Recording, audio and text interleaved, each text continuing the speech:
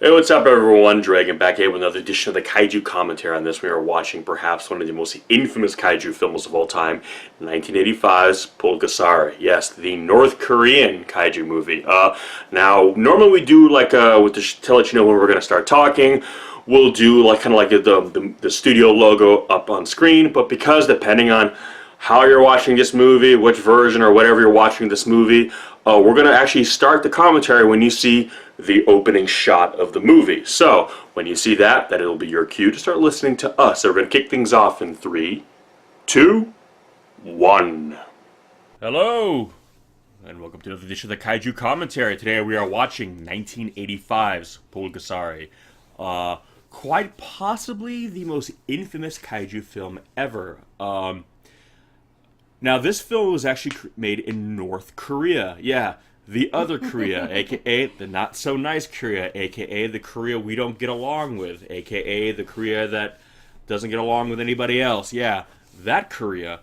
And it's one of those films where, as fantastical as this one is, the story behind how it got made is quite possibly more fantastical and even more fascinating than the movie itself.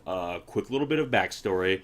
Now, King Jong-il, basically the second dictator of North Korea, was a big movie buff. He loved movies, and he loved Western movies. Basically, he loved all the things that him and his father, and now his son, don't let his people love.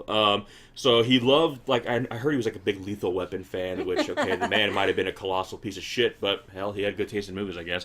And he liked Godzilla movies too. And he basically wanted to make his own kaiju film, but he wasn't, as the story goes, he wasn't too impressed with like what North Korea had to offer in terms of, talent in making Well, films. to say, So considering they're not allowed to be really like outwardly individualistic and creative, it kind of is like, what do you expect? well, yeah, I mean, you could argue, yeah, that's kind of by their own making. So Like, basically, they lured a South Korean actress. I'm gonna make sure I try to say her name correctly. I think it's Choi Eun-hee, who was kind of a big star in South Korea, and they lured her to China, where they kidnapped her and brought her there. Um, yeah, lured under false pretenses, and then basically they wanted to get her husband to direct the movie. I'm gonna try to make sure I pronounce his name correctly. I feel so bad because then I always feel like I just butcher these names. I'm trying to, Shin Sang Ok, I think is how you pronounce his name. So basically, his wife was a big star in South Korea, and he was kind of a rising talent himself as far as directing.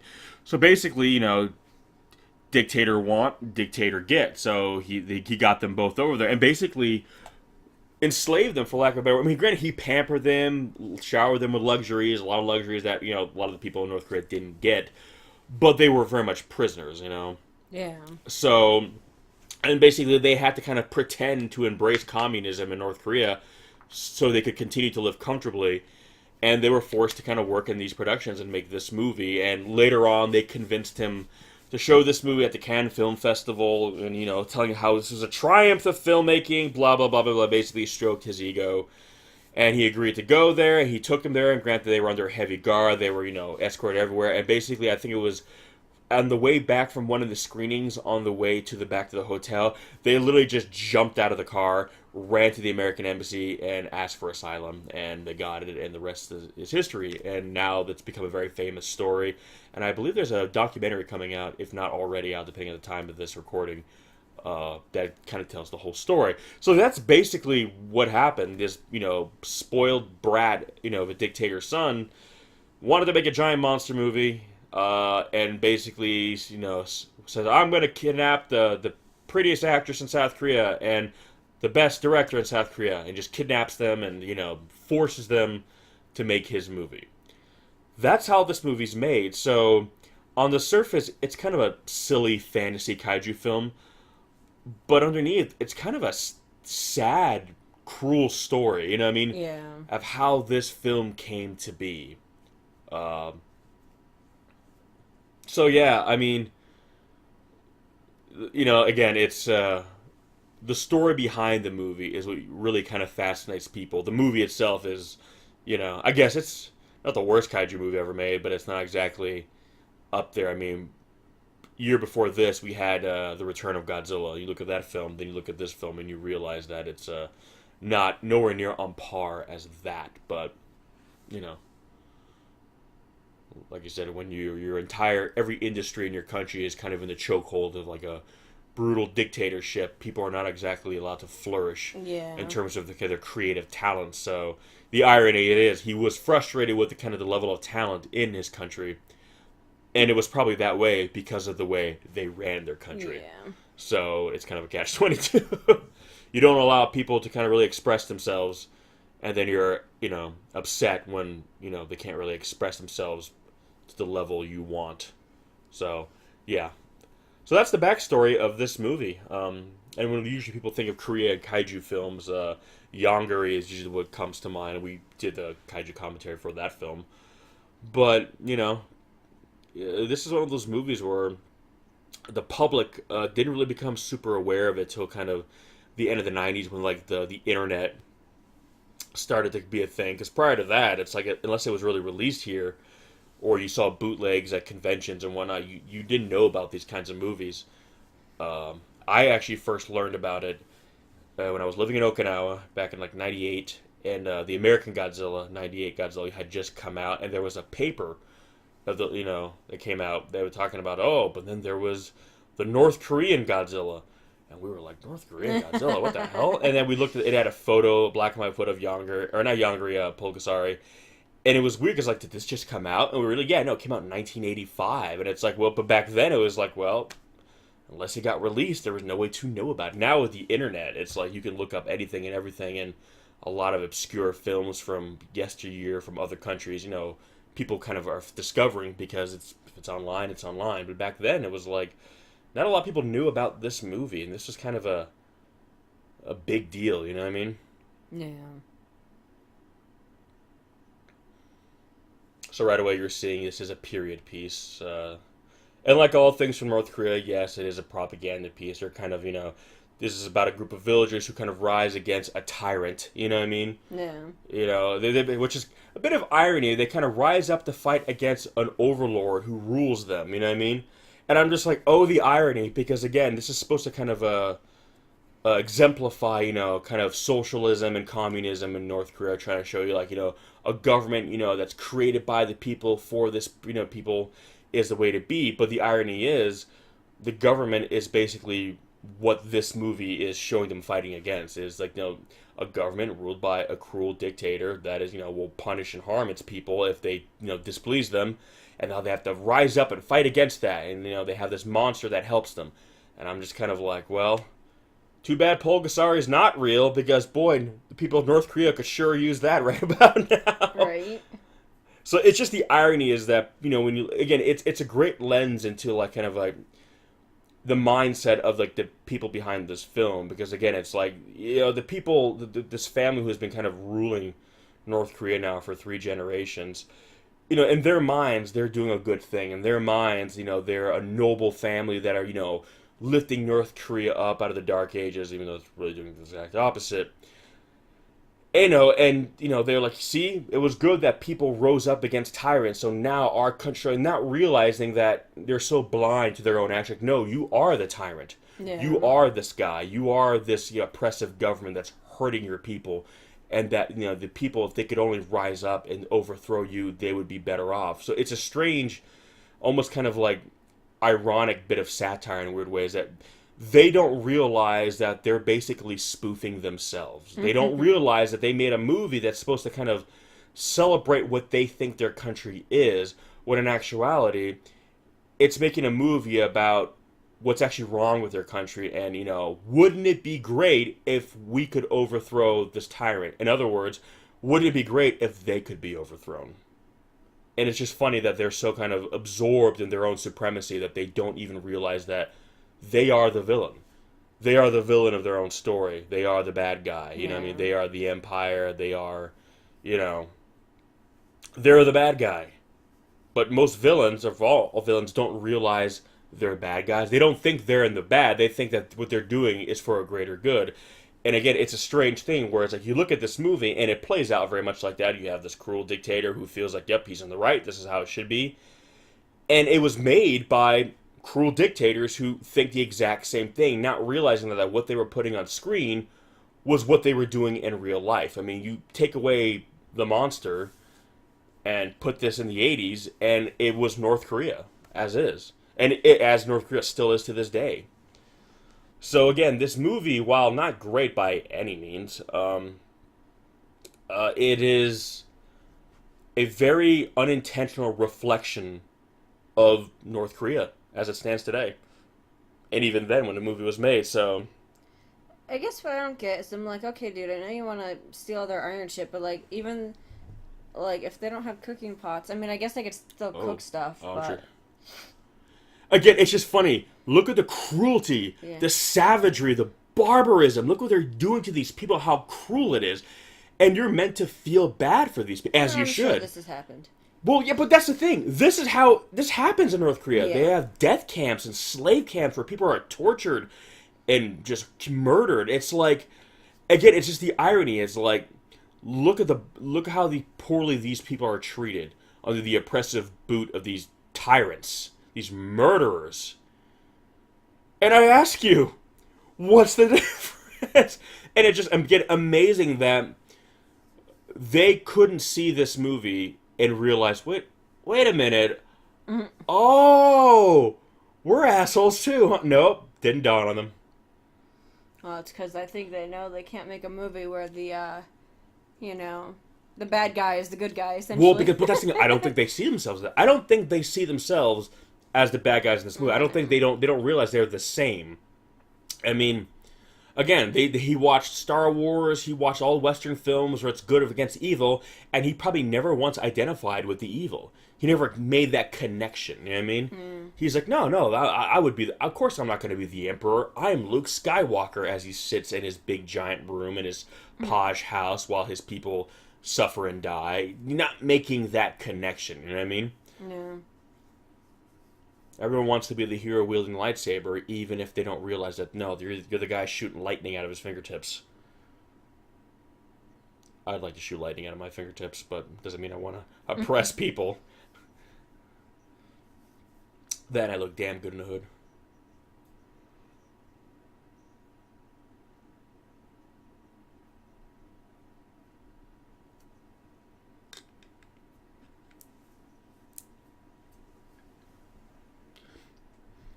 I will, it is curious that it is a period piece, because with the exception of a few films, most kaiju films always usually take place in, like, the time in which it's made. Sometimes they make them more futuristic, but I'm kind of wondering if perhaps they chose to make it a period piece because it would actually would have been cheaper because they don't have to build big, giant model cities. And the other thing, too, is, unlike South Korea or Japan or really anywhere else in the world, North Korea doesn't have massive cityscapes. You know what I mean? Oh, that was a jump. Yeah, no, I know what you mean, though. Like, they don't have giant big cities like Tokyo or Seoul, so there really wouldn't be much for the monster to stomp around and destroy. So, make it a period piece so you can justify not having these giant big cities, and it's probably cheaper because you just shoot out in the countryside, which, surprise, surprise, that's pretty much all North Korea is. Ow. I feel like he should be saying his name is Kunta Kinte right now. Oh my gosh. Anyone? Wow. You're welcome. But yeah, so it's interesting they're looking for the iron. They want all the iron, which, if you really think about it, back then, iron would have been a precious commodity. It's the source of, like, their tools and weapons. Oh, it's their livelihood. They make everything out of it, so. Well, again, if you have all the iron, think of all the weapons you can make, and, you have all this power. And there's going to be an interesting connection with Pulgasari himself, and iron. Which I will admit is kind of creative. Is he going to be made of iron? No, I know he eats iron. Huh. Which, in a weird way, and it's gonna, and I'm wondering if maybe for King Jong, that was kind of the allegory he was going for. Like, for instance, Godzilla was a metaphor for nuclear weapons. So he absorbs radiation, he's drawn to radiation, he feeds off radiation.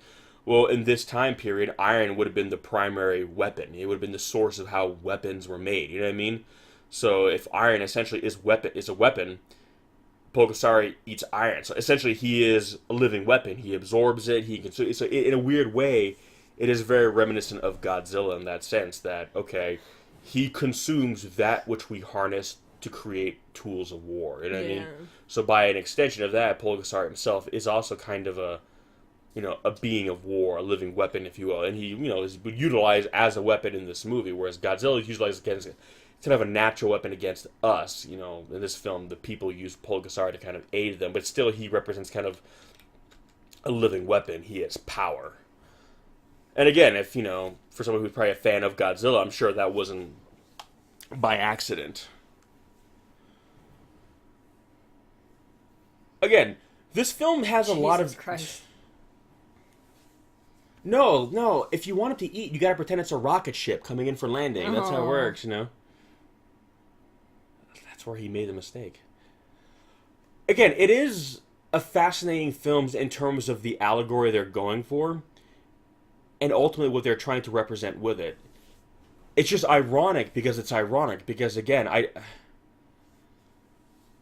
it's not the worst kaiju movie ever. I mean, I know it's, a lot of people might want to just shit on it just because, again, it is North Korea, and we know North Korea is not exactly the greatest place in the world, but that aside, I mean, I think they were trying to tell something actually rather interesting here, and I think, limited budget obviously hurt it, but it's almost like, whether they realize it or not, the way their country is kind of so ingrained in kind of, I think, their psyche that it kind of materialized itself in an odd way in this film, and I think it was more or less unintentional, but I think it's just kind of the natural story that came out.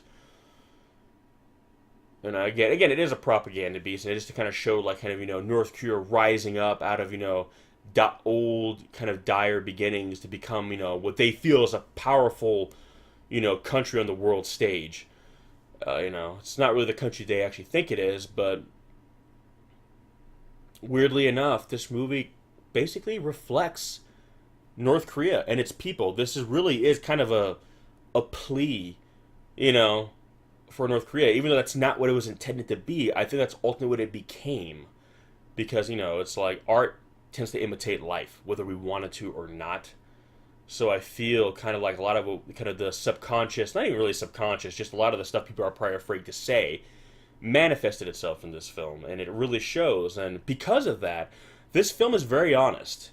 It was made for dishonest reasons, but the final product is kind of honest in a weird way. Why not just climb up the wall? I mean, I guess that's one way. Well, I mean, if they need to make a run for it fast, you have to run, and also it's probably dangerous to climb a wall.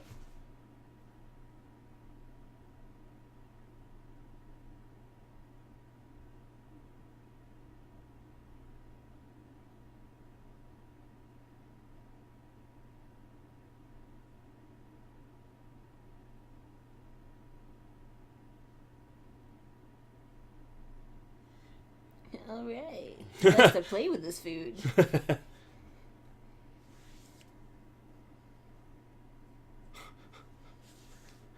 They're freaking out because he's rolling the food a ball.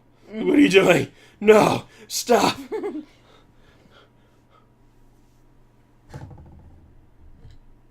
I do like how this film, though, does capture kind of the impoverished look of, like, the people there. It's, I wonder. So in other words, I'm wondering if they just go outside and shoot this. It's just they just take a camera, go out to like a neighborhood street, and like, there we go. No, I know it wasn't like that, but still, I don't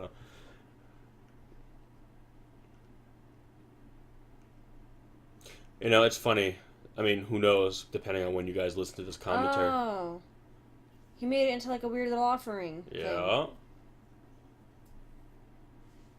Oh, it's gonna be more than that.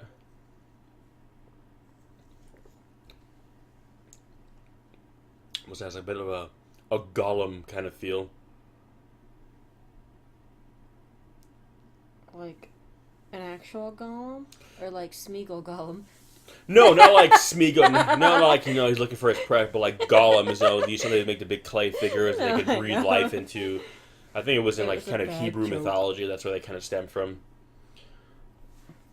But, think technically it's Golem. Then. Golem, yeah, Yeah, sorry, not Gollum. Gollum. That's why I was like, what? Golem. He starts just doing that. Oh shit, okay. Yeah. Wow, you're such a good sculptor with food. I know. What the fuck did she feed you? North Korea, they have the best sculptors. Like, what was that supposed to be, like, in terms of food? Or is it... Very malleable food, apparently.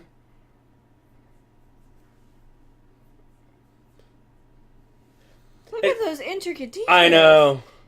Well, it's kind of interesting, too. Like, I love how Pulgasari, basically, he is kind of born of the hopes of a people, whereas Godzilla was kind of born out of the more, like, not quite as literal, but the nightmares, you know, of people. So, again, Pulgasari is kind of like the polar opposite of Godzilla. You know, Godzilla is kind of like punishment to mankind.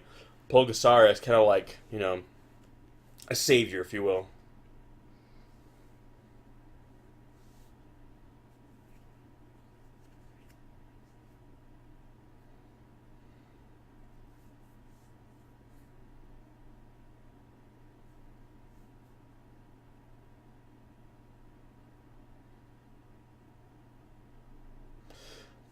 I mean, I've read varying reports. I don't know how accurate this is, but one of the reports say that actually this film was heavily influenced by The Return of Godzilla, which came out the year before, in which kind of served as kind of like the resurgence of, you know, the kaiju genre. Yeah.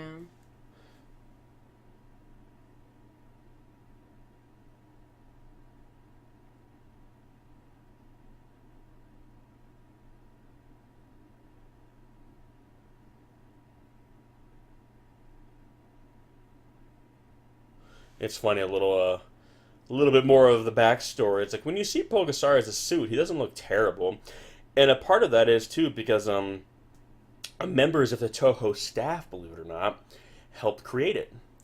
They were tricked. They thought they were gonna be filming in China, so they lured them in, and then they got him to work a portion of this movie. And it's just so funny because this whole movie, it's like a lot of how it came to be was kidnapping and tricking and lying to people, you know what I mean, to make this movie happen. So it is strange because, again, I have pricked myself with a pin, but it's never been that... Oh, dear God. Okay, well. That's how it works, folks. Yeah, but she never would have blood... And then she just went right back. She's like, oh, I'll just get blood on it, whatever. Wow. Like this music. Yeah. Yo!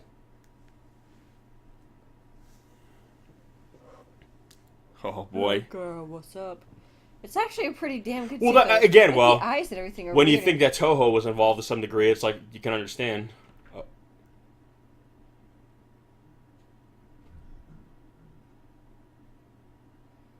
I like how, look, it's eating, not, look, what the fuck is that? I like how it's not like, oh shit, scream, run, run, scream, run, run. I mean, you freak out if you see a freaking tiny jumping spider in our place. Listen, they're like, gross. They have their place outside, not in here. Yeah, but imagine you saw some shit like this. I know, right? He's like, so yummy in my Oh! Oh. Pulgasari, I choose you. Right? He is like a little Pokemon. Oh, he's gonna evolve too. I know, right?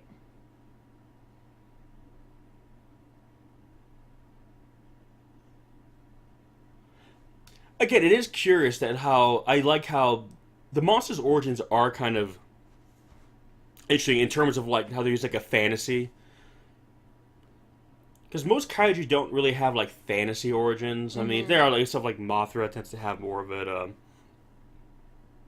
Gamera, you could argue, kind of had fantastical origins, but a lot of them don't really have just straight up magical origins. It's rare. They are some, but it's not as common. So it's kind of interesting that Pulgasari is more of a fantasy-based kaiju, more of a supernatural, if you will. Like he's not really rooted in science. He's not a mutation. He's not created by atomic energy. He's not, you know what I mean? He is a magical being, basically. Pulgasari, not tired anymore.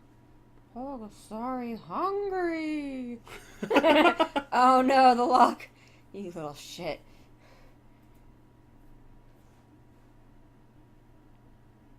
Again, it is kind of clever how they do it. But I love how he eats all this stuff, and he's going to keep getting bigger and bigger and bigger.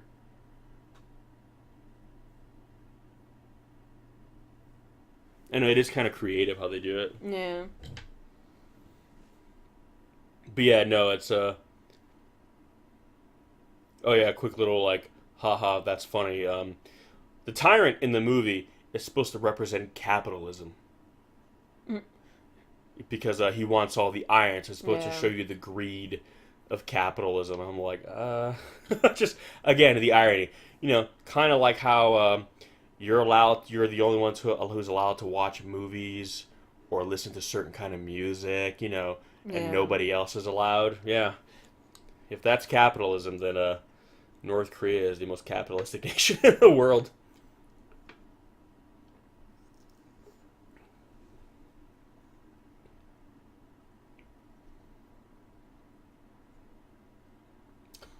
Again, I always thought it was kind of funny how social, all these kind of things are supposed to be like I mean, even though what they're called socialism, it's not socialism; it's just a dictatorship. But again, it's the idea of okay, it's a people's republic, yet one person gets to decide for all the people. Like it's not really a people's then; otherwise, it should be the people all deciding for themselves. Yeah. You're right.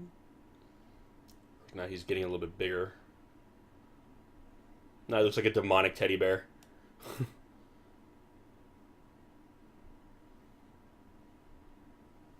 It's a good thing I was awake and outside.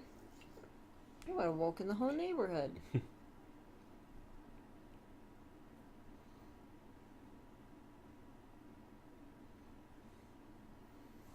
Well, that's terrible. He's going to be tried and convicted as a criminal with no proper trial. Oh, that'd be a terrible form of government. Good thing there's no government like that in the world. Oh. Due process? What's that? Hey, at least he gets a soundtrack, right? Yeah, I know. You get some fat beats with your execution.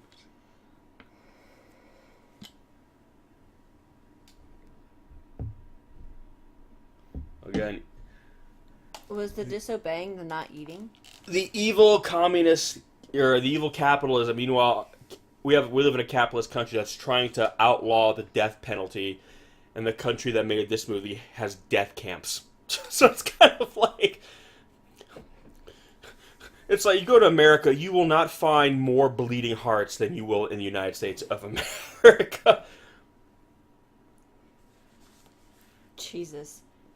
That is a big sword. I was gonna say, I was like, at first I saw the size of the sheath, and then I was like, whoa, that sword is that big. it's like a Buster sword.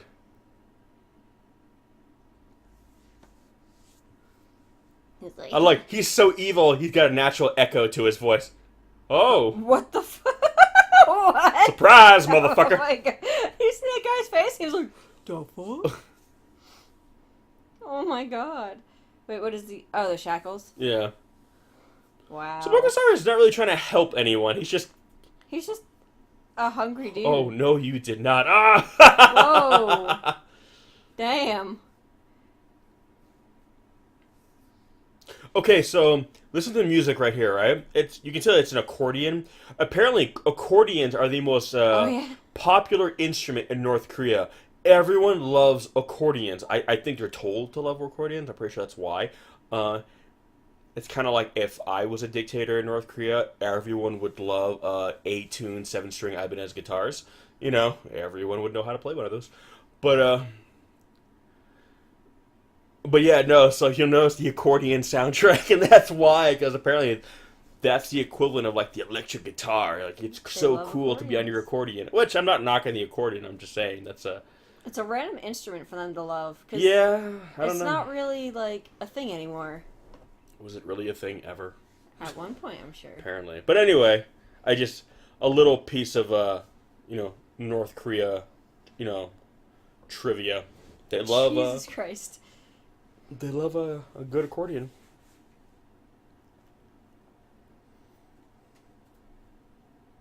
She's got like a little shiv. And it's funny too, because it has to be an actor in a suit. They had to basically build multiple versions of Pulgasari's suit to kind of depict him at various stages of his growth. Because obviously here he's still meant to look kind of small, and when he's full grown, he's gonna look bigger and has horns and everything. So, and it is kind of cool, though. I will say this, I mean, as much as I don't like the country or the people behind the making of the film, even though, well, the director, it wasn't his fault, obviously, but I will say that I think it's so kind of. So, like his skin absorbed it too, or did it break off? I think it just broke off. Yeah, he's supposed to be like hard as iron. He's trying to be like the Kool-Aid Man. Oh yeah. But I do think it's interesting. We see like he doesn't start off as a kaiju. I like how we see the kind of almost like the life cycle. He's growing into a kaiju, which is kind of cool. I do kind of like that. It's different. He doesn't just. He's like a Pokemon, and that's his mega evolution at the end. Again, he doesn't just start out as the big giant kaiju. I like how he has to become that, and as he gets bigger, he's a different kind of monster depending on his size. When he's little, he's essentially like a little gremlin, and then now he's kind of like a creature feature size monster, and then eventually he's going to be a full fledged kaiju. That echo. God, that canyon got some good acoustics right there. So it's got to start your part. Just imagine if they start yodeling. I mean, think that's like you get a little bit of a beat behind you. Pulgasari, Oh my Pulgasari,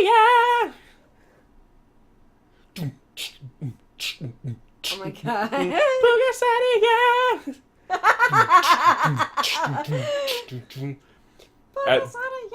and then the bass drops and it turns to a shitty dubstep song. Pulgasari.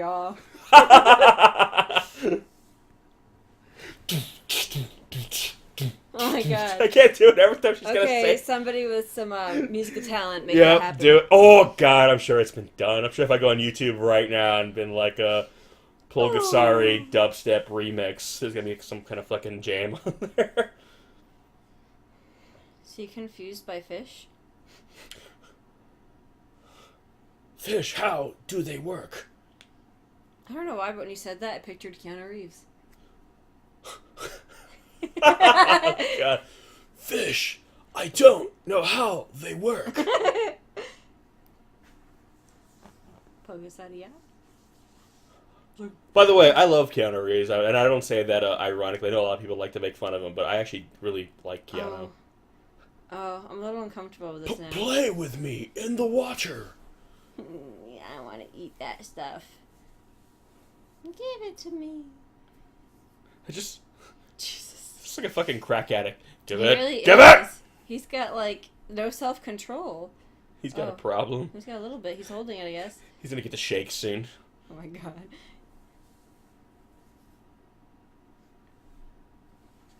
Have you been paying attention? He's like, yeah, okay, whatever, sure. I'm just gonna go here and do that thing you say I can't do. I bet he knows where the rest are hidden. Maybe? He's like, this is my, Meanwhile, Jesus Christ. back in North Korea all the time. Oh my god. Again, it's supposed to be bad, and it is, but this happens. A fucking old lady. Jesus. Again, the irony, this is supposed to show you the cruelty of capitalism, yet we don't do this, and they do. This happens in North Korea. They do this to their people. That's the ultimate irony, is like, people probably North Korea watching this movie, well, they were watching this movie because they were told to watch the movie, and they're probably thinking like, yeah, this is bad, huh? Does he not get what he's doing here? It's like, well, it sounds bad, but at least they're not beating the kid. They have some sort of, Yet. Yeah. Again, I just laugh, because it's like, how fucking self-absorbed can you be when you don't even realize that this movie is about you guys. Like, this is about your government. Except you're not the good guys. Yeah, exactly, and that's the thing. He thinks, yeah, see, we're the descendants of these guys. This is our people fighting against the man. No, fuckface, you are the man. You are a cruel, heartless dictator who kills, murders, and tortures their own people. You had to kidnap people to make this fucking movie. Like, do you not get it? Like, you're not these guys. You're not the rebellion. You're not Luke Skywalker. You're not even fucking Darth Vader. You're the Emperor himself. You know what I mean? Yeah. By the way, he has fabulous hair. Probably a wig. Yeah, but it's still fabulous.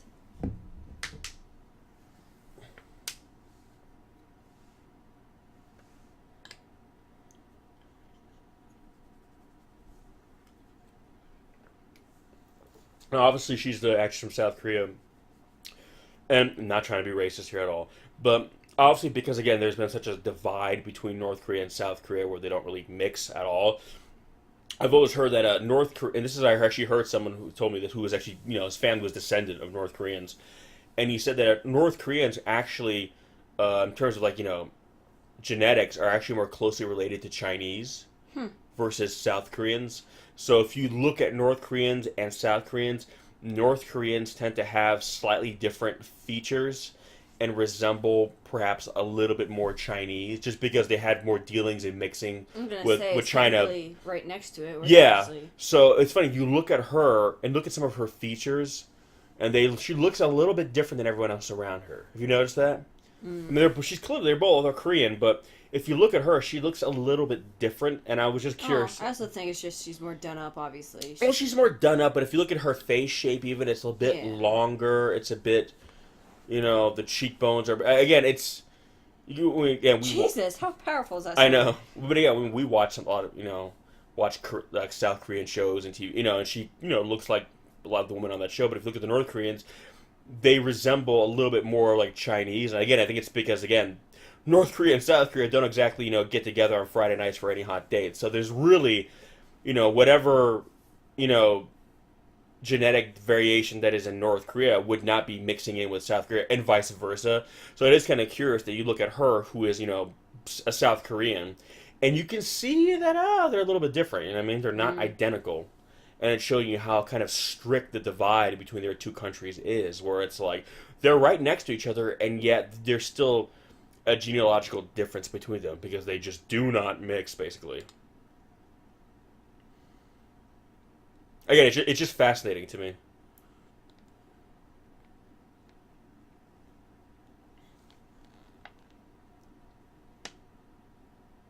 Who is that fell? He's the white woman in a horror movie equivalent in this film. I know, apparently. Trips. I like how they felt the need to cut the music. What are those? Like, it's gold. Corn.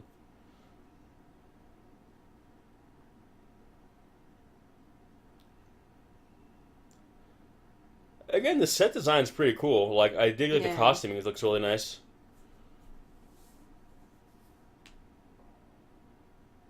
Again, he's mad about the farmers rising up, and here it is, the ruler and essentially his palace. And I'm just kind of like, still, watching this movie being filmed, you're still not making the connection, huh? Okay. It's like, there's a lot going over your head right now.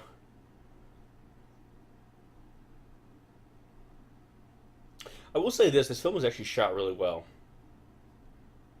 Yeah. But then again, they, hired outside talent for the director. The costume is actually really nice. It's just that he's like, look at my helmet. I'm a cool guy.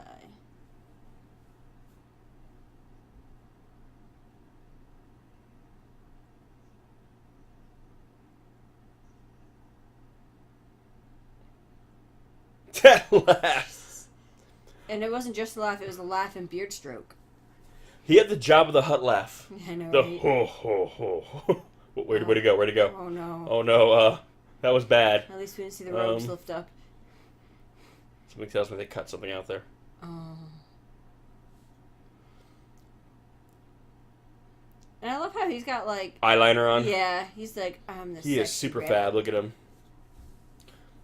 He needs to have like a fan on him at all times, so his hair is just blowing in the.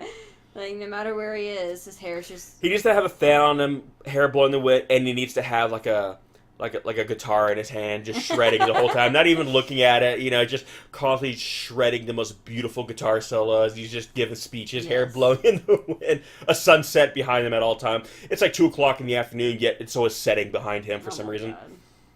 So where's Pulgasari now? I don't know, probably fucking eating someone's sword or whatever.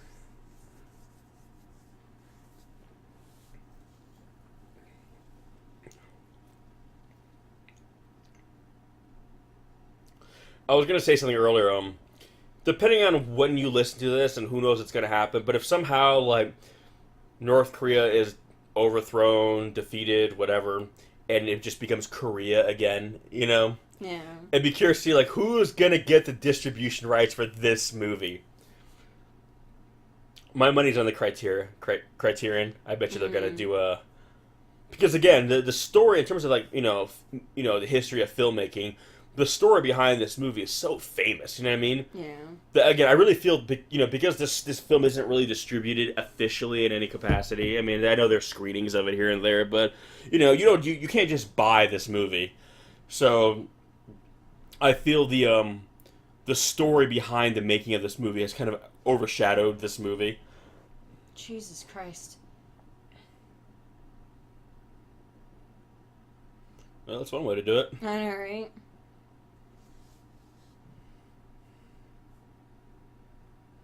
Well, it's kind of creative. They're luring the army out into the countryside, and because as an imperial army, they really wouldn't go out there. They would stay kind of in their lavish cities. So the villagers and the farmers kind of have the lay of the land. They know this area, so it's like, okay, well, kind of lure out all these posh bastards and then bring them out to the sticks and essentially use kind of guerrilla tactics to kind of fight them. I mean, they're still doing upfront combat, but I like how they kind of thin the herd first to give them...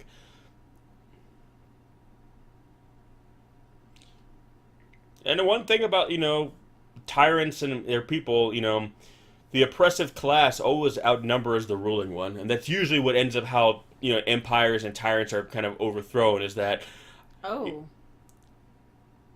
Jesus. Again, it's usually how it works. Like, hey, there's a lot more of us than them, and is anyone else kind of sick and tired of this shit? Yep. All right. Here's what we're gonna do. We're gonna kill them all. Yeah. But the thing is, if we are to believe, okay, North Korea today is the descendants of these people who rose up, it's kind of ironic because usually what happens when people overthrow an empire, a tyrannical government, they kind of follow in their footsteps, because it's kind of human nature. It's like, hey, we're in charge now, we have all the power, and then they kind of realize why the power that came before it did what it did, because power, it's enticing. It's like you have all this power, all this ability. The fuck is that? Oh. I think they actually killed something there. That looked a little real.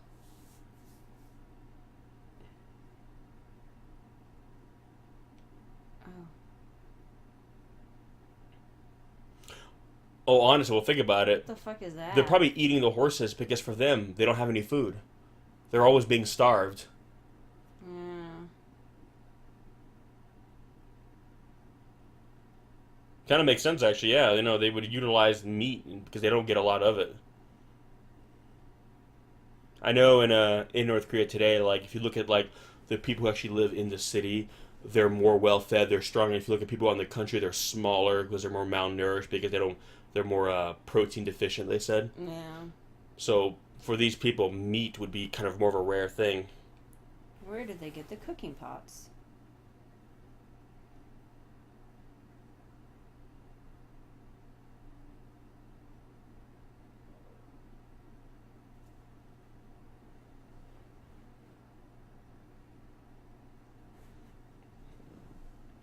Yeah, see, that's a lot of times too, like how, these empires could control the people, they could starve them out, and they could deny them resources, and... But it's usually when people would just kind of rise up, they would just get desperate. They're like, listen, we're gonna die. Basically, if you make people too desperate, it's almost like, it almost backfires, because then they have nothing to lose, you know what I mean? Yeah. They're basically like, listen, we're gonna die anyway, so either A, we have a fighting chance to not die, or at the very least, we can take as many of them out with us. So it's kind of like... Oh, sorry. Making that noise? He's trying to start that jam up again. Oh my god. Pulgasari!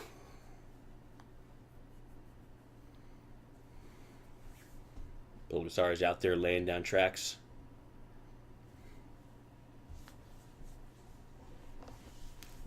The fucking sword noises. I know. Ching. Ah! Then someone stuck a sword up his ass. And he wasn't really hurt so much, he was just upset about it. Like, ah! Not so fast. Oh my god. Sounds like someone's like scratching on the ones and twos.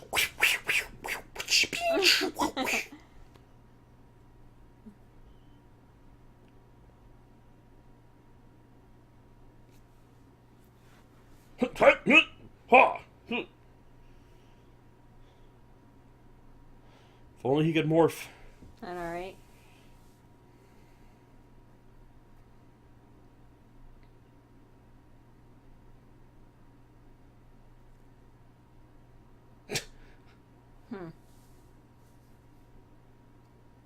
Is that supposed to be an owl? The whoo.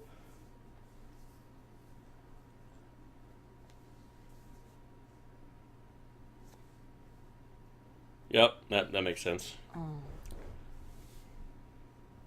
Not your loot. Oh.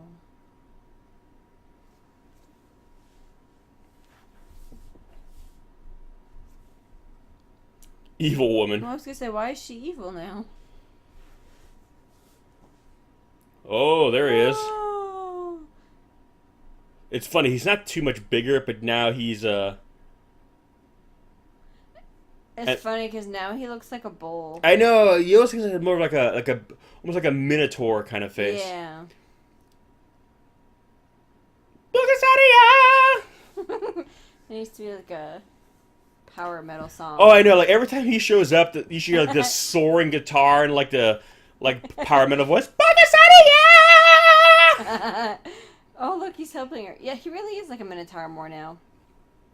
And again, this isn't the final suit either. I think he's gonna get kind of more jaggedy looking teeth.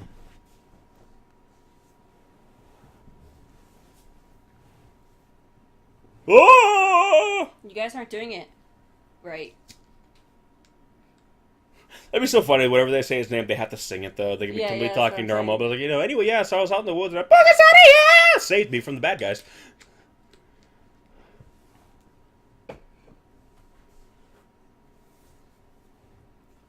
He's very smart. I saw him doing algebra out there. Smart.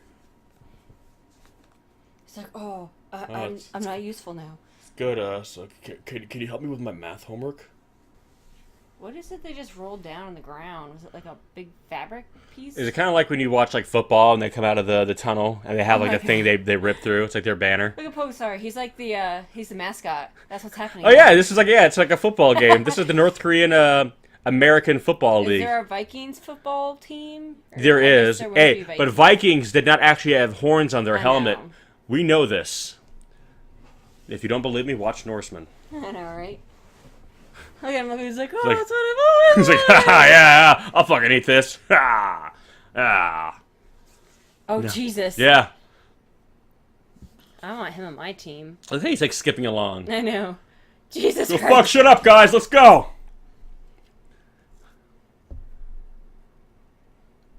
Like Pulgasari. Pulgasari! Ah! Smacks in the face. You sing it, you son of a bitch. I know.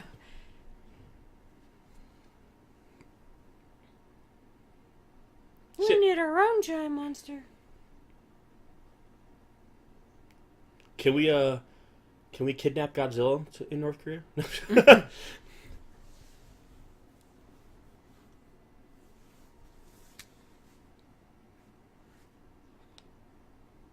That did not look like rice. How do you know that? He must have been watching the movie. I guess so.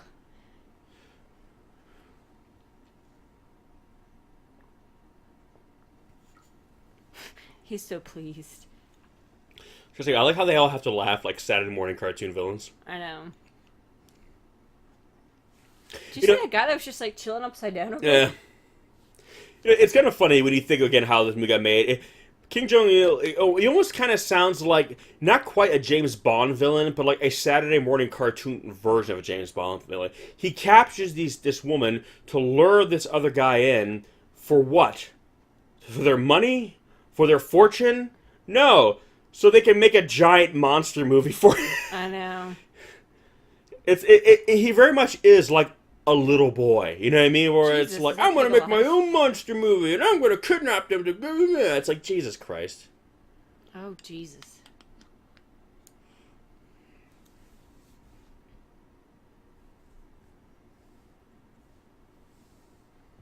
He's compensating for something.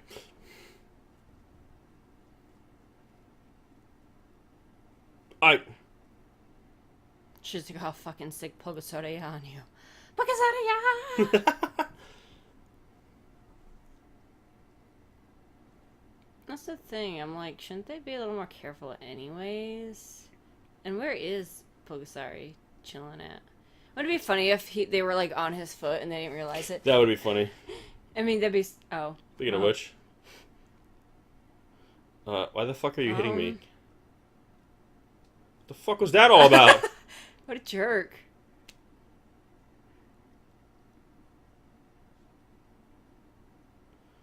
Where do you go with me to get the wood? Fuck you, kid. I think they made the foot move. Well, I guess that's one way to do it. I know. It's how North Korea deforests their country. Jesus. Oh my god. It is kind of cool, though. I'm not gonna lie. Pulgasari is a pretty cool monster.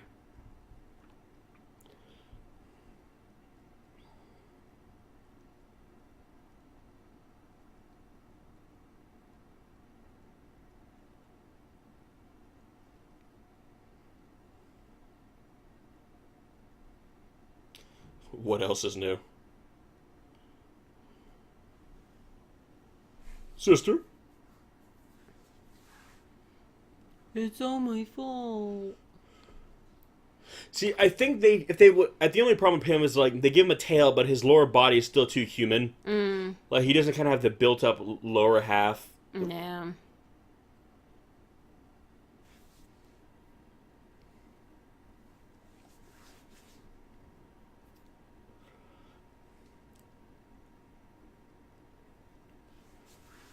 Well, shit. Like a serrated sword he had. I was gonna say, she even changed outfits for this. She wanted to look her best. She has to be wearing a damsel in distress outfit. I know.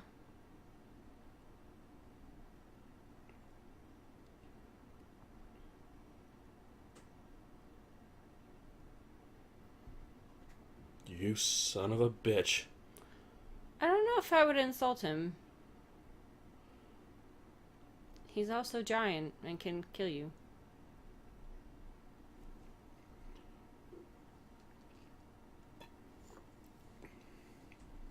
He's like, oh, it's really hard for me to get down. I'm like, dude, you are so gonna die. I know, right?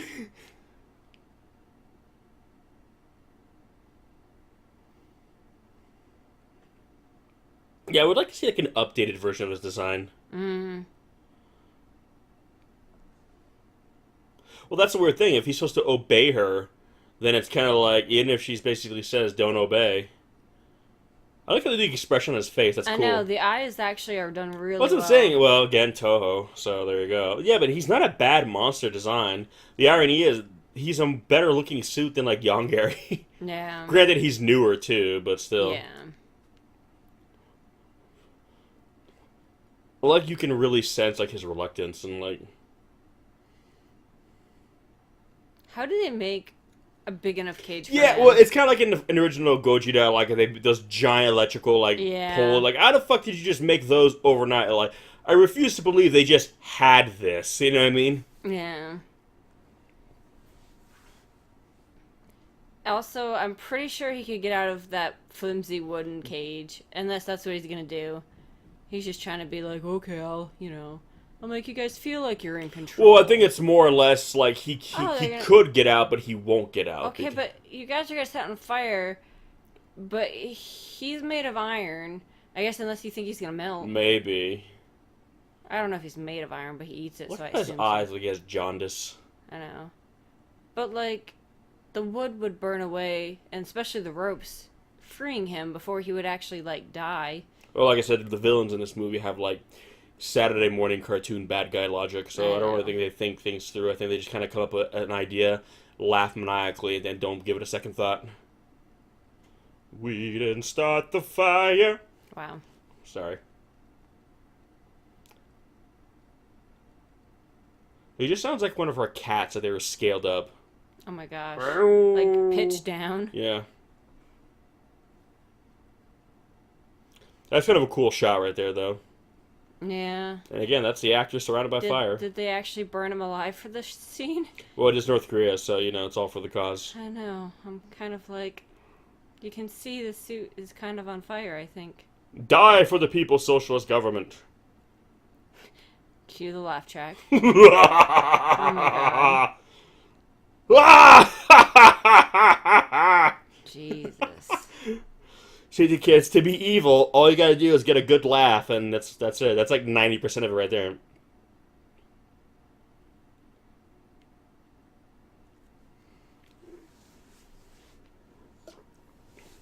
Good for you.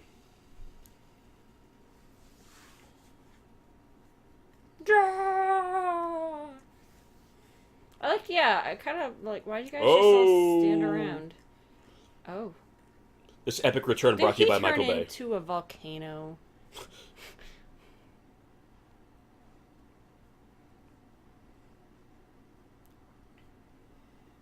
That's kind of cool, though. Did he, like, burrow under the ground?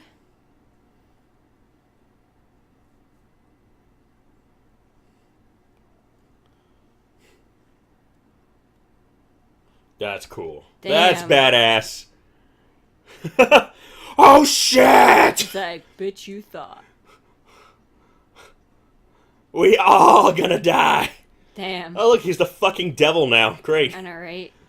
Again, this movie's not completely horrible. That's kind of the thing about it. It's like, Pulgasari himself is really fucking cool. It's bittersweet because this movie was basically meant to... the conditions to which it was made. Yeah, and it's meant to fuel this, you know, horror. Even though the story is actually good. The people who deserve to die in this movie deserve to die, and the people who deserve to win deserve to win. It's just kind of sad this movie's kind of imitating life. Nah. That's cool, like he's boiling the water. Jesus. I love that he's just burning them alive. That's badass. Technically, he's boiling them, yeah. alive. Little homage to Godzilla here, maybe? Going in the water swimming.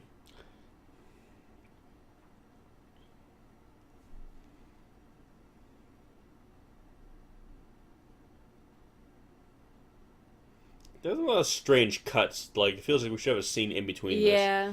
Suddenly he's just there. Like, oh. I mean, I get it. Like, oh.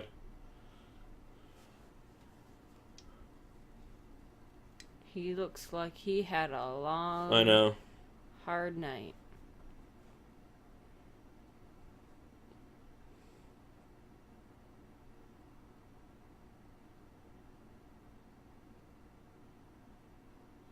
Look at that.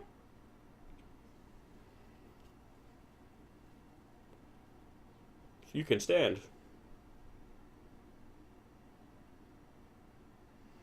Like, bitch, I'm tired, okay? I know, right?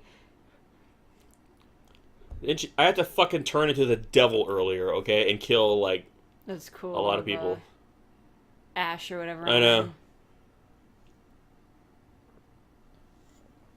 That's my dog.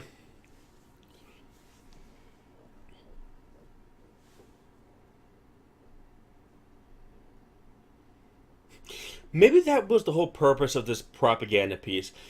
They realize what the movie they're making. They realize they are the bad guys, but they're basically telling people, yeah, nothing short of a giant magical monster is gonna fucking save you people, so don't even fucking try. Oh, look, another cut.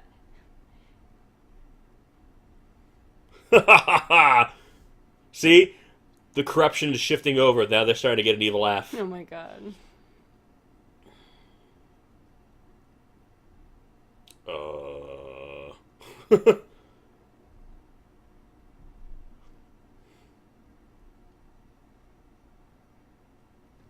This drawing shit, who drew this? I know. Trap it here. That's a trap!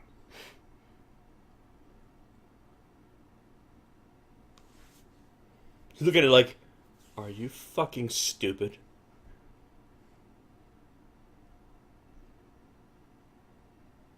Well, I'm glad he kind of realizes it. And how are you gonna dig that out so quickly?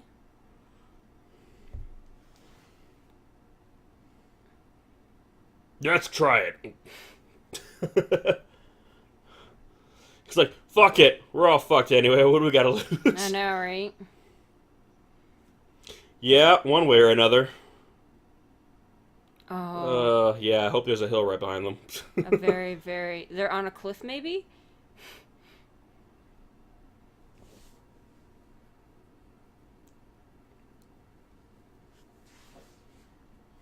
The farmer's army. It's so funny if, South Korea ever somehow gains control of North Korea and just makes it, basically makes the entire Korean peninsula just South Korea, basically. I would love for them to remake this movie and pretty much almost remake it the exact same way, obviously update the effects and whatnot. Yeah. But this movie works so well as a metaphor or an allegory for the North Korean government that it's almost like this movie's more relevant than ever. Yeah. But for the exact opposite reasons that it's supposed to be. Like, you know what I mean? Oh, I thought they had catapults all of a sudden. I was like, what? It's just funny because, again... They should just have Pulgasari pick those up and throw them back. Drop these! Jesus. How many times can we cut to the same shot over and over again? I Let's know. see.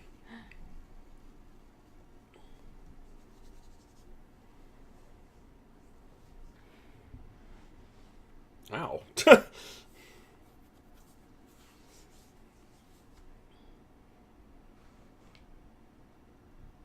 I love they always yell whenever they try. I would love to see a movie where everyone just runs up quietly. I know, right?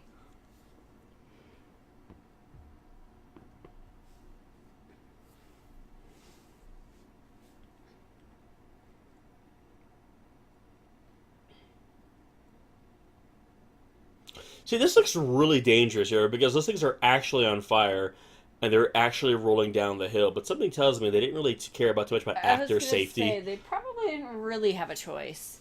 They probably were like, listen, guys, you're a bunch of extras, so if you die, yeah,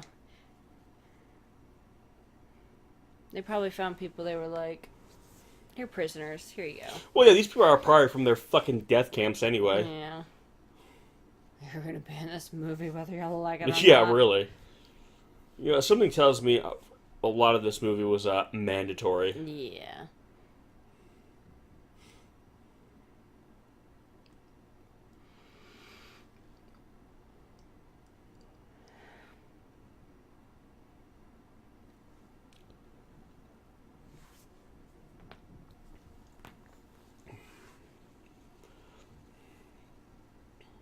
Damn. Those are pretty sweet looking. I feel like they would just launch those into his mouth. It'd be like popping a tasty treat in there for him. Do they actually have those? Because those are actually really cool.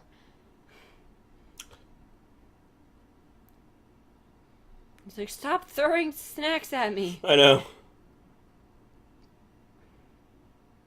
This is kind of like your equivalent of Godzilla fighting the Japanese self-defense force. Yeah. Launching the rockets. It's kind of like their period piece equivalent. He's just like swiping at himself like...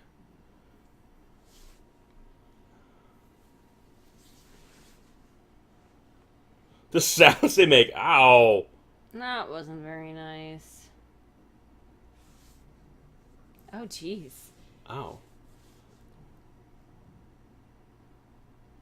Well, shit. It's gonna fuck up your shit, homie.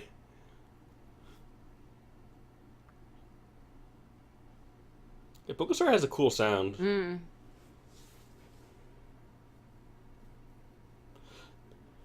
Yeah, they got a lot of extras in this movie. Yeah.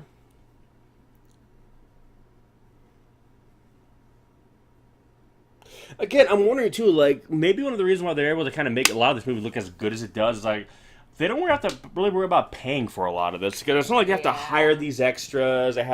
They just tell them, hey, you're going to be in this movie. Hey, build these sets, build these props, or make these suits. Mm-hmm. They don't have to fucking pay you. Do it because we fucking said so. That's why. Ooh. Jesus. Damn. That's awesome, though.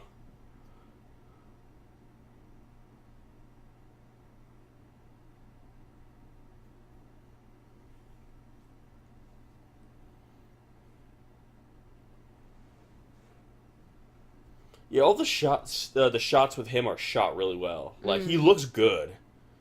Like he himself doesn't look bad. Yeah. Yeah, that pit's definitely not deep enough, guys. Sorry.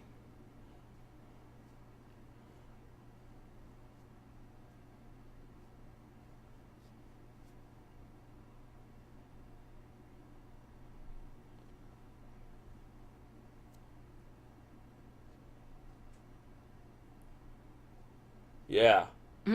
How?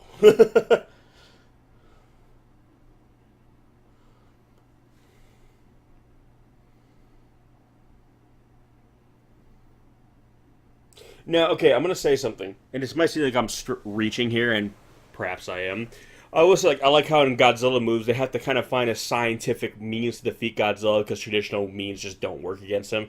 Okay, well they tried firing spear rockets. You know, they've done their equivalent of conventional means to try to stop him. Now, because this is like a fantasy movie where there's magic and stuff. Okay, the scientific method equivalent would be like, okay, let's use a kind of weird magic against him. Let's use Pulgasari's, supernatural origins against them. You know what I mean? The way kind of they use kind of Godzilla's unique biological components against him.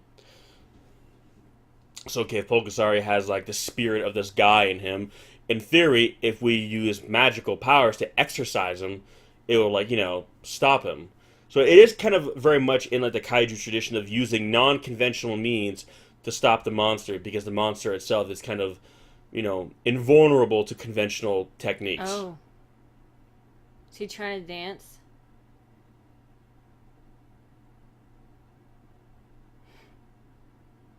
He just looks like he got really drunk. Whoa.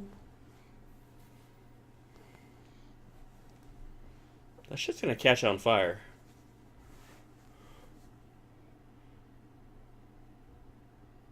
What are we seeing here? It's like toilet paper on I know. She just looks like she's just trying to have a party. I know. Worst lesbian orgy ever. Jesus. Ooh. Maybe she's dancing to the Pulgasari song. That hasn't been made yet. That hasn't been made yet?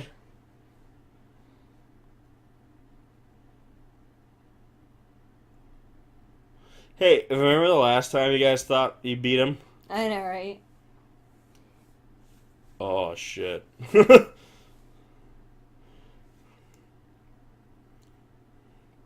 Yeah, their hole was definitely not that deep before. No. Okay. And again, did they have this hole? No, they were supposed to have just dug it. Apparently. Jesus Christ! Like that's my point. Like it was not that deep. The one they showed, anyways. Well, because now it's a set as opposed to like a literal hole. Know.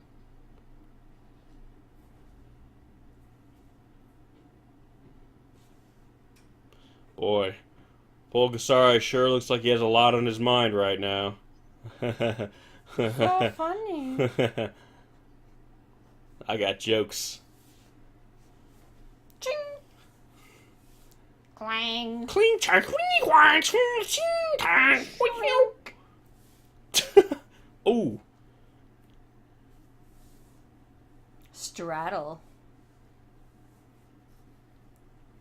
I better save my cooking pot. It just I would have loved to have seen the reactions of people when they showed this at a film festival when they convinced him that you got to show this movie to the world. It's like, you fucking idiot. What's...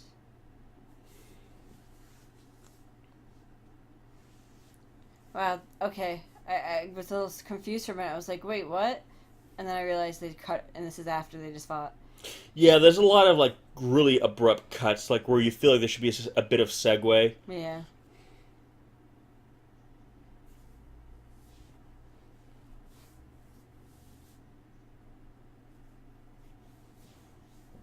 Use your words. It's like he started talking, and then it just kind of devolved to...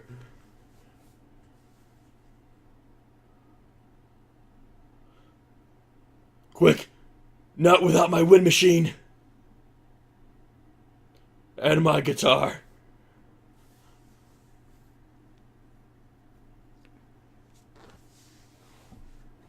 Shut up!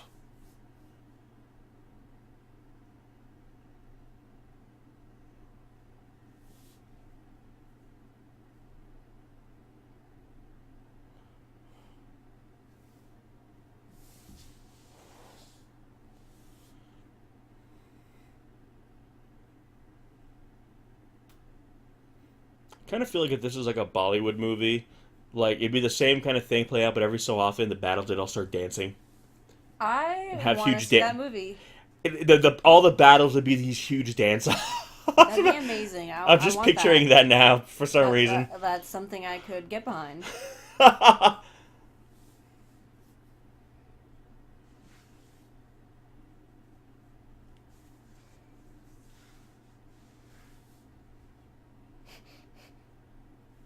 Frigid bitch. Guy had like a Super Mario mustache. You see that? Uh-oh.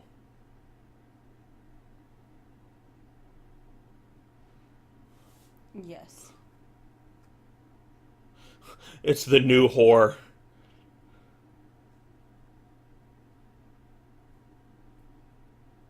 Mm-hmm. Yeah, okay.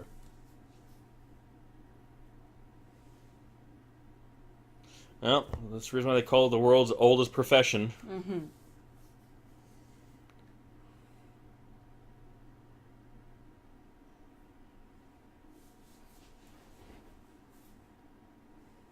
See, what would they be drinking there? Would that be like, what, rice wine? I would think so, yeah.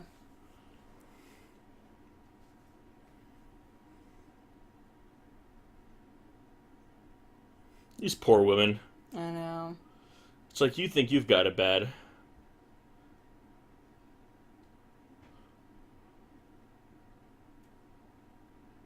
Does he recognize her? I think so, yeah. Kind of starting to dawn on him there a little bit. So that stash is kind of amazing. Ooh, it's that woman. Wow.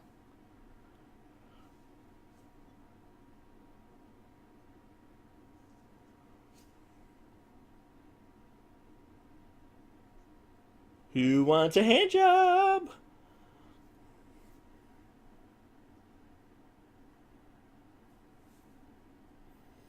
Well, we better not just obey those orders. I know, right? Hey, you know.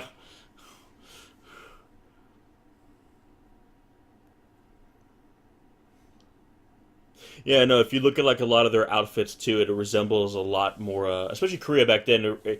You could see there was more of an influence from China. A lot of the kind of the more colorful, like, uniforms. It's funny, you compare it to like Japan, for instance, and you could see how like the samurai, everything was much more kind of functional, utilitarian. Yeah. It wasn't as showy. Why is he following her? Arrgh.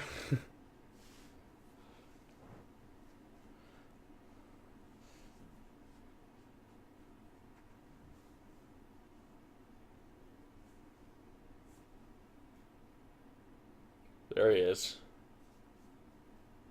Oh, that's cool how they do that. Is he glowing?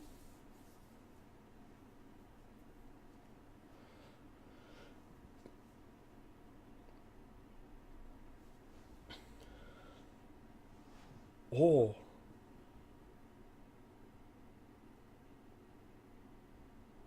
I could have made that a bit more shallow, I think.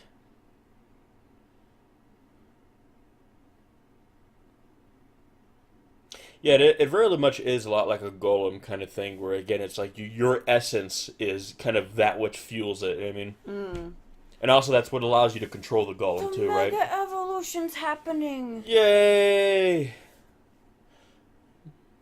Mega evolution Charizard just flies man. out.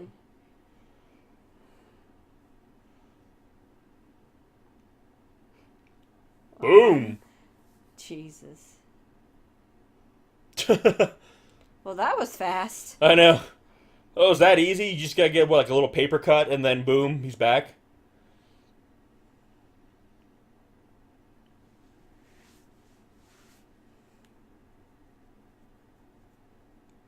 I guess it's day now. I know. Like, well... I guess he rode all night.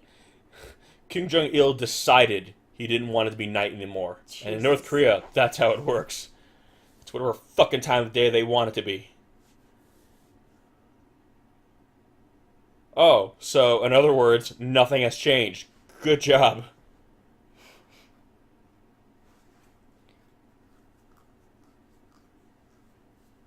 Shouldn't you be doing that inside? We're not. Your entire people like see what a fucking lit dick son of a bitch you are. I tried. Really? I thought you were supposed to be the best. Oh, shut up. Every time you guys try some shit, it doesn't work. She gets a paper cut and suddenly he's back. So just shut up.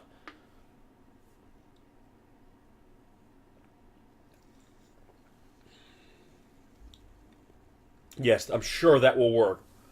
I'm sure there's nothing about that will fail. So like a mega cannon? And then she'll go on her period, and she'll bleed, and he'll come back again. We'll be right back to her square one.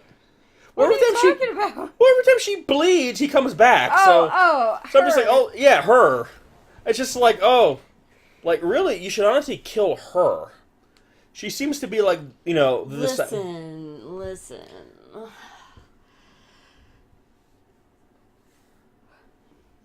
Yeah, unless that's going to grow big and come to life. I don't think it's going to work. I guess they're technically on a hill, but... Oh. Yeah, this better be a really steep hill on the other side. That's not a very big cannon.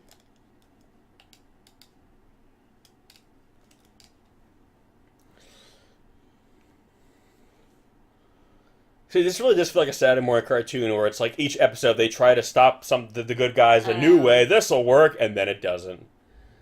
Foiled again. I know, that's really... This is a next time gadget, next time scenario every time. Even those meddling kids. Those meddling farmers. I know.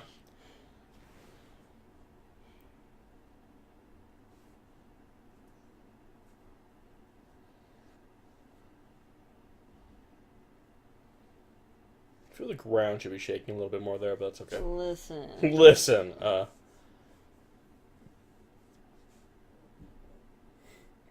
that's it. I mean, that would be my reaction. It's that's cool, it. I guess, but it's like so you have 3 cannons. That's it.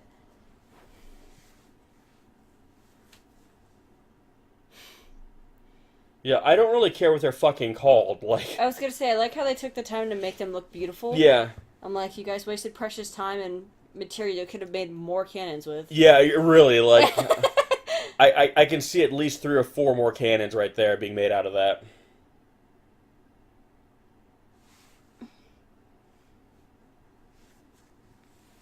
I mean, the double cannon's pretty cool, but again, you didn't need to make it giant. Again, you're just gonna launch food into his mouth, because I'm assuming those are iron cannons, right? Yeah, I mean, that'd been the primary backbone of metallurgy then, there. Oh.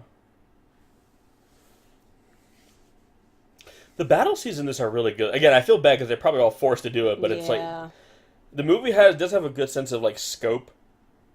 But I'm like, look at all the shit that's blowing up around them. I kind of feel like that was real, and they just had to hope and pray that, yeah, I kind of feel that's exactly what that is, too. It's like, we're gonna just be blowing shit up around you, and... Just run and try not to die. Yeah.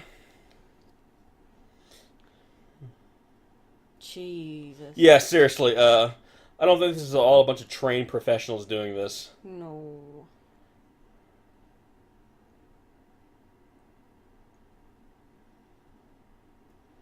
Yeah, that's a little, I mean, it makes it look really good and real, but that's kind of the problem. I'd be curious to see how if there's like a casualty report with this film. I'm sure there's got to be somewhere. I can only imagine. I refuse to believe nobody got hurt during the making of this movie. That was cool. Yeah. He's just taking it, too. Look at him.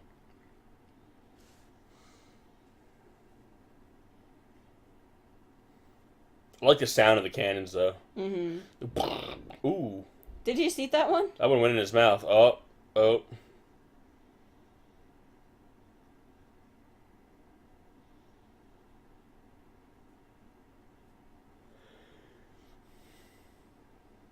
That's funny. Oh. Just say, is he gonna spit it back out?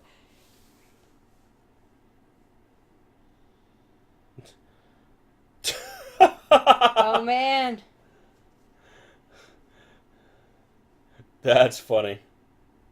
I love how they gave it that little sound too. It was like again, like a cartoon sound. Again, it's like boom. Again, the miniature stuff with him is awesome. Like, yeah. And I like how he's a badass monster too. Like, he just look at him. He's just like gonna fuck shit up. You know what I mean? He's like, I will gladly take your offerings and eat them, or throw them back at you. That works too. I'll do that. Oh, I don't think that would have done that, but that's okay. But it sure looks cool. Did you see his little victory dance? I know. He was like, I'm little so shimmy. proud of myself.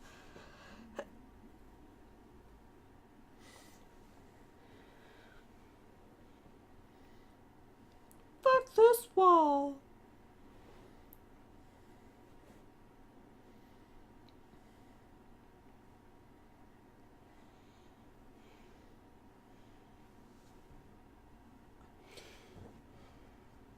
I like how they're like, we gotta save the flag. I know.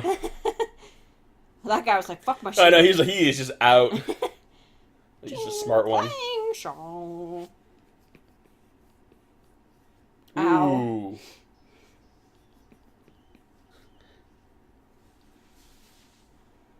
Yeah, one of the shots I saw in that newspaper in '98 was like a shot of him here, like in the city. Yeah. And again, we were just looking at him. We were just like, what the hell is this? I mean, we were just so, like, blown away. You know what I mean? I wonder, is this that main, like,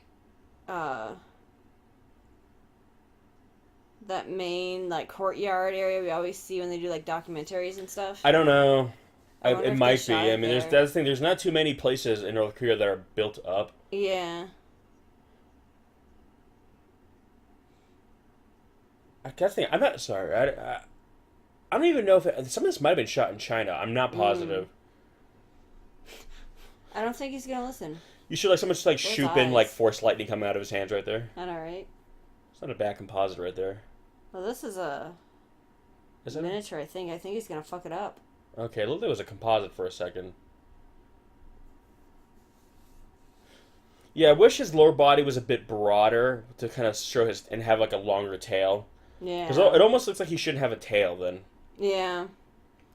Because it should be a little longer. Or yeah, because his proportions are so human. The tail just his kind of falling out of his ass, basically. Yeah. Damn, look at that. Nice. That is cool, though.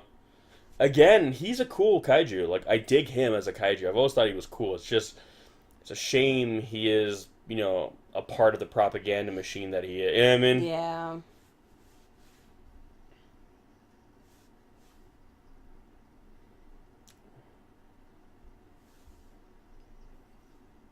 But at the same time, King Jong-il was very specific what he wanted from the director, and he was a big fan of Godzilla, so really he was kind of standing on the shoulders of geniuses, so... Yeah.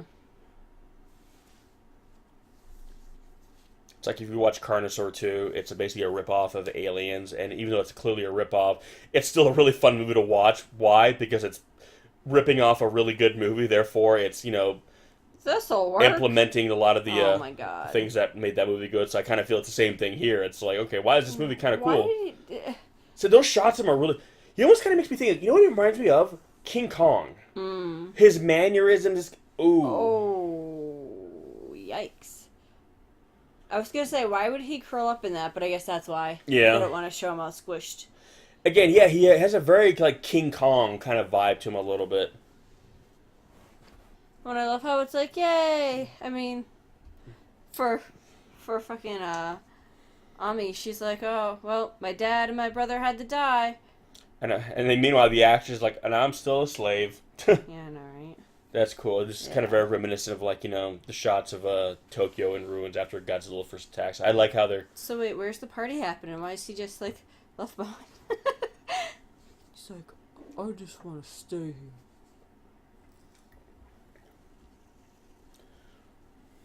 What's that? I can't tell.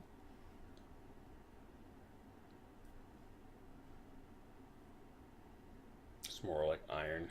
Mm.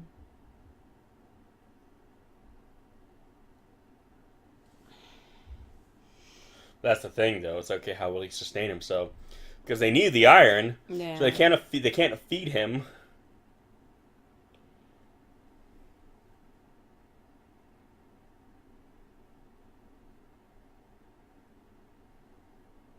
Well, he's just rooting around, see what I can find. They gun it through.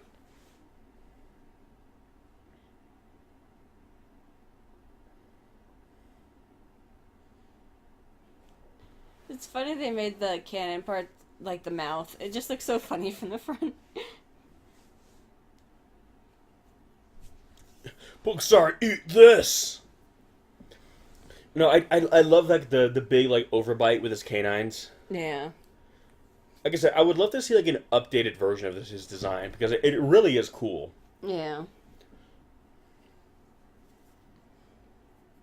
And he's got a really cool silhouette from the front. So get that shit off there. No, he is really cool. It's really just the lower half of his body that's kind of like,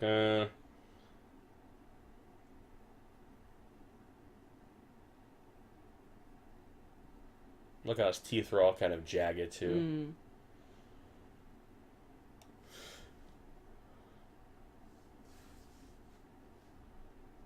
No, again, it's just one of those things I'm like...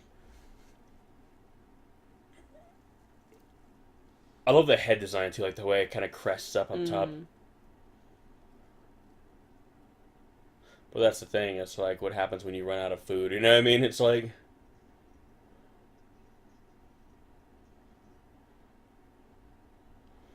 I mean, I guess we'll see what's gonna happen, but if anything, I think it'd make more sense for, him to, like, you know, your task is done, you can rest now, and then all their, like, weapons and everything are, like, left behind.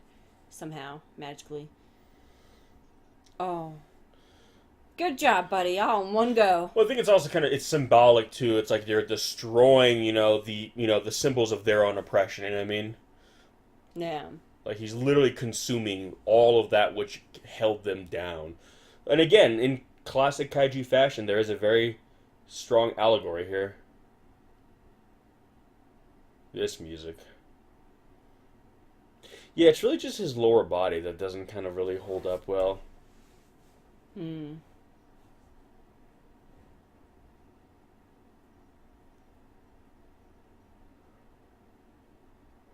Yeah, see, that's the problem. It's like, okay, he's your savior now, but pretty soon he's going to become like your burden because he's got to eat something.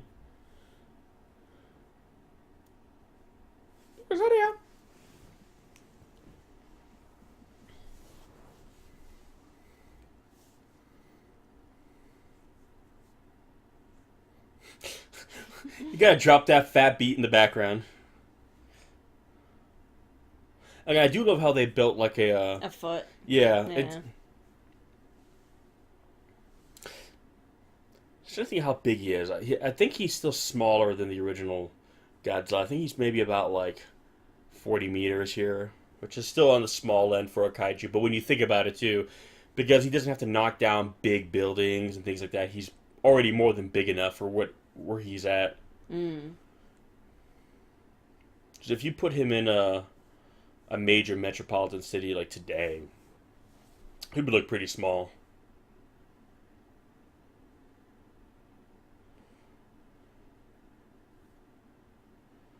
He definitely has a King Kong vibe to him. Yeah.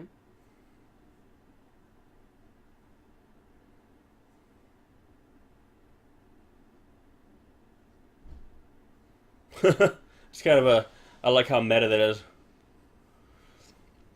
again, and I like how they're basically kind of still using the weapons analogy. Like, Pulgasari essentially is created and by, he basically he survives off weapons, and this whole world basically lives off iron. So it's almost like, we'll have to become, these ruthless tyrants ourselves to keep him alive. And it's kind of like going back to, the original Godzilla where, the oxygen destroyer destroyed him, and then they're afraid that was going to make something worse. Yeah, which it did in 1995, technically. Same kind of idea. Well, that's the thing. It's almost like Pulgasari ultimately will turn them into the very thing they needed him to destroy. They will become monsters themselves because they'll have to implement, terrible actions to keep him alive.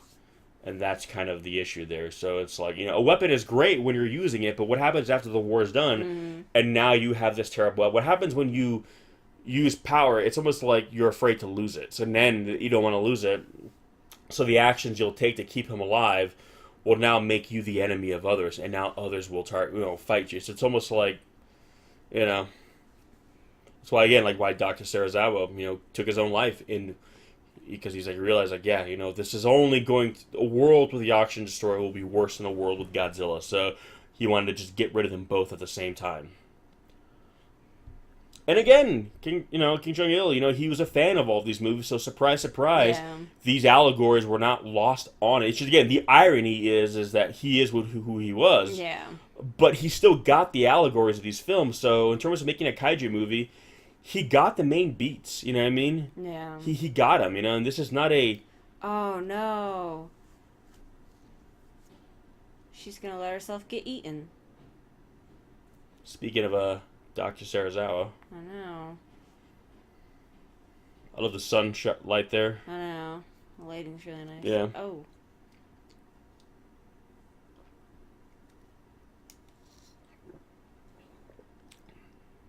Again, he might have been an asshole, but he was smart. He was a good student of film. He got what made it work. Yep.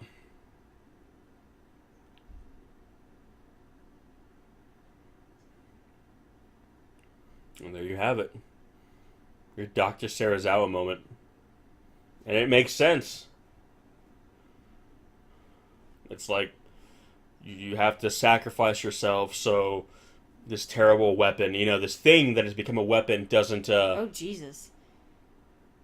That's really creepy. I know. It's done so well, though. I know. Again, it's powerful stuff. Like, it's a shame that it was North Korea that made this movie, because this actually is a very well-made... It's not a terrible movie. It sucks because it's the circumstances that are around it. But if you just dissect it as a kaiju film, just as a movie, it's not terrible, and it actually takes a lot of the good cues and lessons from other kaiju films. Yeah. Again, the movie itself isn't bad. It's just what it was made for is bad. Yeah. And that's why it's bittersweet. That's the best way to describe Pulgasari. It's a bittersweet movie. Did he become... Oh. Oh. Oh, it was a little... Wow. It's like the end of Ghostbusters. Does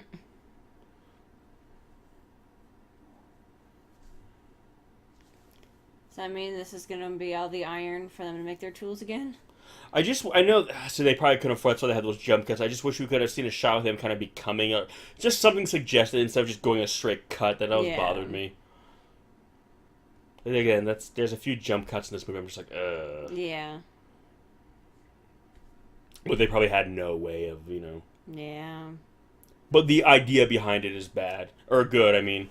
I honestly think of him crumbling. I think it should have just been maybe he just, kind of freezes. Mm-hmm. I think it would have been cooler if maybe he just, knelt down. Yeah, and became a statue. Yeah, just became a statue. So he's there, and you always see him. He serves as, a reminder, you know what I mean? Yeah. Oh, wait. Okay, is he little again?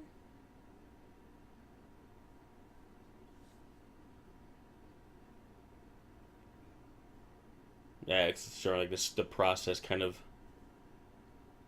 starting over. Even though I still think it would have been better if him just kind of made this giant monolith with the sun behind him. I think that would have been a better visual. Oh. Aww. Did he give up his little life for her? Even though, how did she not get crushed? I know, I mean, I guess she was implying he probably, like, before he digested her, he was...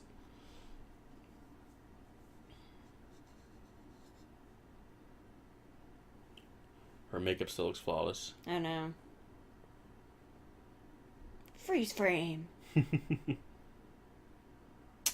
But yeah, that is Pulgasari. Again, perhaps the most interesting and infamous kaiju film of all. But anyway, guys, thanks for watching. We'll catch you on the next one. Peace! Peace.